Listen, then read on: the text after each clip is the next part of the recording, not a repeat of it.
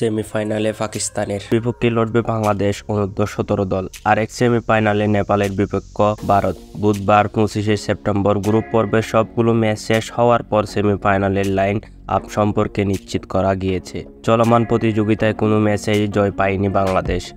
এ গ্রুপের প্রথম ম্যাচে ভারতের বিপক্ষে 1-0 গোলে হারের লাল সবুজ দল।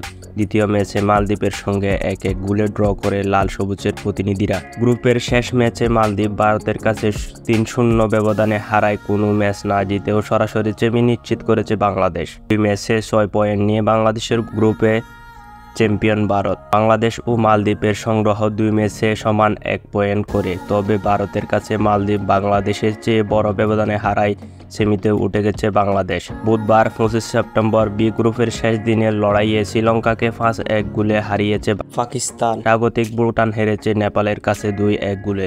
ভুটান নেপালের কাছে হারায় বি গ্রুপের শীর্ষ স্থান নিশ্চিত করেছে পাকিস্তান। অন্যদিকে নেপাল ও ভুটানকে হারিয়ে নিশ্চিত করেছে শেষ 4 সম্ভাবনা দিকেও শেষ 4-এর টিকিট কাটতে পারেননি স্বাগতিক নেপাল। ফাইনালে ওঠার লড়াইয়ে আগামী 28শে সেপ্টেম্বর সন্ধ্যা 6টায় পাকিস্তানের বিপক্ষে মাঠে নামবে বাংলাদেশ। এবারের টুর্নামেন্টে এখন পর্যন্ত কোনো ম্যাচ হারেননি পাকিস্তান। 3 ম্যাচের মধ্যে 2টিতে জিতে এবং 1টিতে ড্র করে চমক দেখিয়ে সেমিফাইনালে এসেছে তারা।